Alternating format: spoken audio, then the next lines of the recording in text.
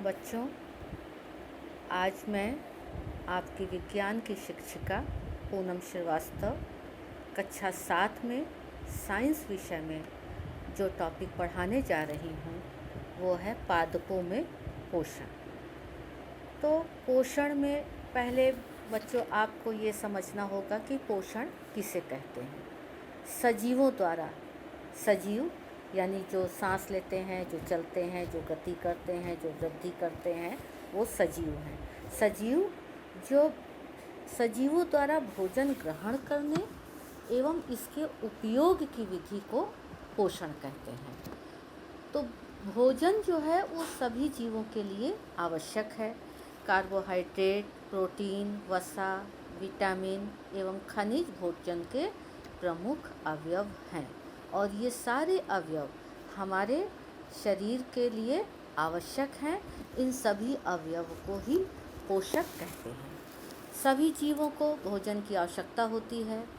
हरे पौधे अपना भोजन स्वयं बना सकते हैं, परंतु मानव सहित कोई भी प्राणी अपना भोजन स्वयं नहीं बना सकता है। वे अपने भोजन के लिए पौधों पर ही निर्भर करते हैं। इवन जब जो मांसाहारी लोग भी होते हैं, जो जंतुओं का मांस भी खाते हैं, तो इनडायरेक्ट वे में अप्रत्यक्ष रूप से वो भी पौधों पर ही निर्भर हैं, क्योंकि जंतु जिनका वो मांस खा रहे हैं वो जंतु भी तो पौधे खाकर ही बड़े होते हैं। तो इस प्रकार से जितने भी जीव हैं वो प्रत्यक्ष या अप्रत्यक्ष रूप से पौधों पर निर्भर हैं। हरे पौधे जो जल, कार्बन डाइऑक्साइड एवं खनिज की सहायता से अपना भोजन बना सकते हैं, ये सभी पदार्थ उनके परिवेश में उपलब्ध होते हैं। पोषक पदार्थ सजीवों की शारीरिक संरचना, वृद्धि तथा क्षतिग्रस्त भागों, कहीं चोट लग गई है, कहीं जख्म है, उनको भी ठीक करने में समर्थ होते हैं।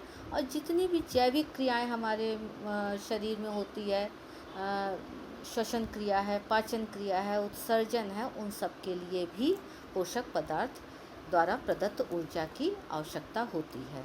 तो इस प्रकार जैसा हमने पहले भी बताया है, फिर से बता रही हूँ कि सजीवों द्वारा भोजन ग्रहण करने एवं इसके उपयोग की विधि को पोषण कहते हैं।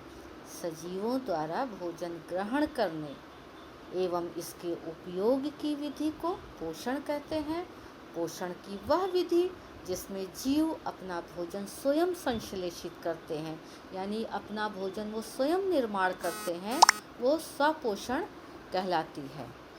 अतः ऐसे हरे पौधों को स्वपोषी कहते हैं, क्योंकि हरे पौधे जो होते हैं वो अपनी जड़ों द्वारा जल, खनिज अवशोषित करके और वातावरण से कार्बन डाइऑक्साइड लेके पत्तियों में उपस्थित क्लोरोफिल की सहायता से प्रकाश की उपस्थिति में अपना भोजन बनाते हैं।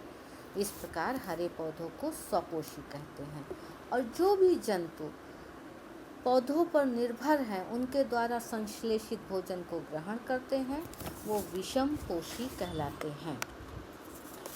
पत्तियों को, क्योंकि पत्तियां ही, पौधे में पत्तियां ही ऐसा अंग है जो भोजन का निर्माण करती हैं, इसलिए पत्तियों को खाद्य की फैक्ट्रियां कहा जाता है।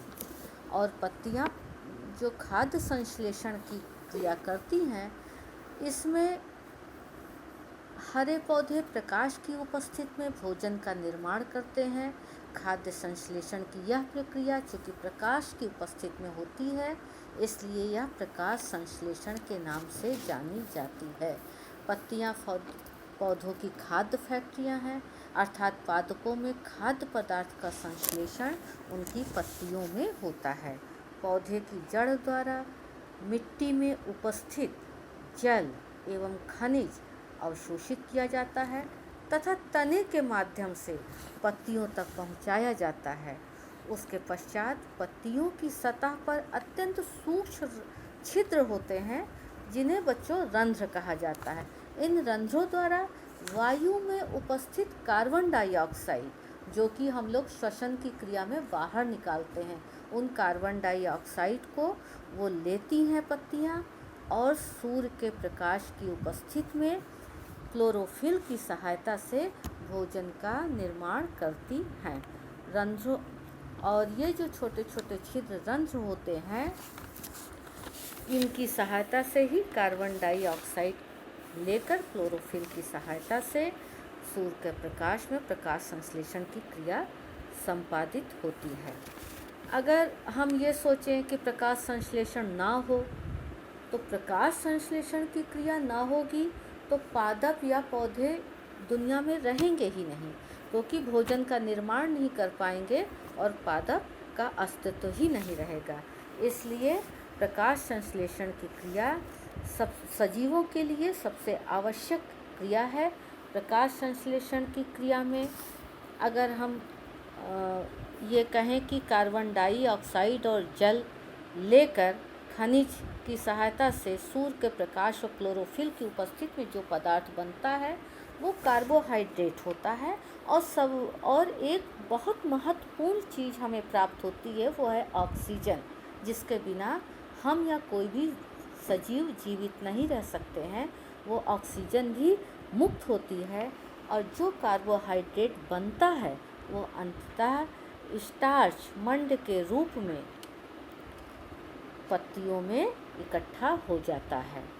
आप अपनी ई बुक में रंध्र की संरचना भी देखिएगा कि रंध्र की संरचना में बीच में एक छोटी सी आँख के आकार की संरचना होती है जिसे रंध्र द्वार कहते हैं।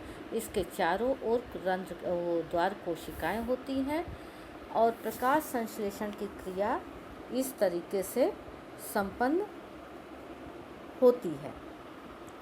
हरी पत्तियों के अतिरिक्त अन्य रंग की पत्तियों में भी क्लोरोफिल होता है, परंतु इन पत्तियों में उपस्थित लाल, भूरे या अन्य वर्ण क्लोरोफिल के हरे रंग का प्रच्छेदन कर देते, यानी उनको ढक देते हैं। इन पत्तियों में भी प्रकाश संश्लेषण की क्रिया होती है।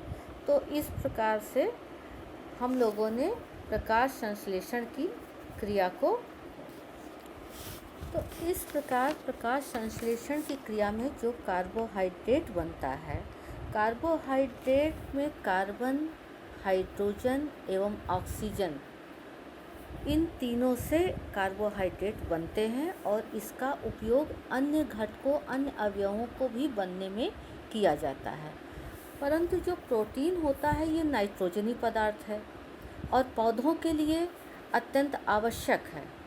तो नाइट्रोजन जो होती है वो वायुमंडल में गैसीय अवस्था में पाई जाती है, परंतु पादप इसका अवशोषण नाइट्रोजन के रूप में नहीं कर सकते हैं। तो इसके लिए जो पौधों की जड़ें होती हैं, पौधों की जड़ों में कुछ विशेष जीवाणु होते हैं जो गैसीय नाइट्रोजन को उनको नाइट्रेट्स के रूप में परिवर्तित कर देते हैं और इस प्रकार से पौधे जो हैं उस नाइट्रेट को लेते हैं और अपनी वृद्धि और विकास करते हैं। इस प्रकार से पौधों की वृद्धि तथा विकास के लिए नाइट्रोजन भी एक अत्यंत महत्वपूर्ण चीज़ है। तो इस प्रकार बच्चों, आज हम लोगों ने पोषण के बारे में, प्रकाश संश्लेषण के बारे में, पौधों के लिए नाइट्रोजन की महत्ता के बारे में अध्ययन किया और इससे संबंधित हम आपको 2 प्रश्न दे रहे हैं। इसको आप अपनी नोटबुक में करके हमारे क्लास के व्हाट्सएप ग्रुप पर भेज दीजिएगा। पहला प्रश्न है, पोषण से आप क्या समझते हैं? पोषण से आप क्या समझते हैं? दूसरा है, प्रकाश संश्लेषण की क्रिया किस प्रकार से संपादित होती है? इन दोनों प्रश्न को करके हमारे व्हाट्सएप के ग्रुप पर भेज दीजिएगा। धन्यवाद।